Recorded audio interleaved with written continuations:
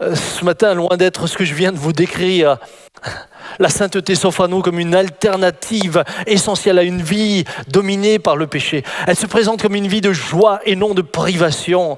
Une vie nous rendant libres, heureux et en communion avec Dieu. Le péché te fait croire que tu es indépendant. Mais en fait, tu es esclave. Alors que la loi de l'esprit, elle réclame ta dépendance, mais en fait, elle te libère. Qui sont violents envers leur chair, envers le diable. Ils ont décidé qu'ils ne seront pas emportés par le diable. Ils sont résolus. Ils n'ont pas atteint la perfection, mais leur cœur brûle du désir d'être trouvé agréable à l'époux. Vous savez, nous sommes tous créés à l'image de Dieu. Tammy and I feel in the current events Camille et moi, on ressent vraiment face à l'actualité en ce moment to encourage de nous encourager, you to take the heart of God for humanity. de vraiment porter en nous le cœur de Dieu pour l'humanité. Jesus loves humanity. Jésus aime l'humanité. Mourir à soi-même, c'est renoncer à avoir toujours raison. C'est renoncer à avoir toujours le dernier mot. C'est abandonner sa volonté entre les mains de quelqu'un qui saura quoi en faire et qui saura m'emmener beaucoup plus loin. Tellement de choses qui peuvent se passer There are so many things that can happen aussitôt que le confinement est terminé. Parce qu'on peut perdre facilement because we can so easily ce qu'on a reçu. lose whatever we have On received. peut redevenir esclave We can become again a slave. des choses que nous avons été libérées. On n'est pas appelé à être passif et à attendre que Dieu vienne nous prendre pour nous amener au ciel. On est appelé à faire descendre le ciel sur la terre. J'aimerais vous dire, on est capable, on a la capacité en Jésus-Christ, par la puissance du Saint-Esprit, d'affecter le futur. Quand tu ne cherches pas le Saint-Esprit, à un moment donné, en fait, il y a des types d'épreuves pour lesquelles tu vas finir par baisser les bras.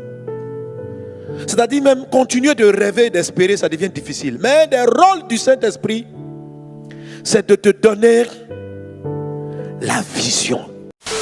Le seul et unique moyen de continuer à marcher avec Dieu, de continuer à le voir agir dans notre vie et à jouir de sa présence, de son action, nous dit ce texte, c'est de nous débarrasser du péché. Mais où est l'amour pour le Seigneur? Où est la relation? On peut tomber dans l'activisme au milieu de l'Église. Mais si le Seigneur ne vient pas les flatter pour cela, il dit « Je connais ça. Mais ce que j'ai contre toi, c'est l'abandon de ce premier amour. » Voici un des problèmes majeurs d'aujourd'hui. L'Église veut la puissance sans la parole. Il n'y a pas de vraie puissance sans la parole.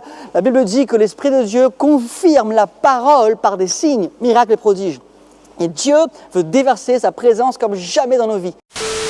Chacun de nous, dans son ministère, nous avons besoin de nous rappeler qui nous sommes, une nouvelle identité en Christ. Nous avons besoin de se rappeler ce changement radical d'objectif que nous avons fait. Quand Jésus s'adresse à nous, il est notre papa, il est celui qui veut prendre soin de nous. Et il nous appelle mon enfant Sonia, mon enfant Jean-Louis, mon enfant Jean-Charles, mon enfant... Chacun d'entre nous, il connaît votre prénom. Dieu, il veut pour nous cette liberté. Il ne nous a pas appelés à être captifs, non, il nous a justement sortis de l'esclavage. Quand on donne notre vie à Christ, il nous arrache du péché. Nous étions esclaves du péché, mais maintenant nous sommes libres. La qualité de notre foi, frères et sœurs, elle n'apparaît que dans l'épreuve. Comme la qualité de l'or n'apparaît que dans le creuset, lorsqu'il est chauffé. Le fondeur reconnaît la qualité de la pureté de l'or à la couleur de la flamme qui sort du creuset.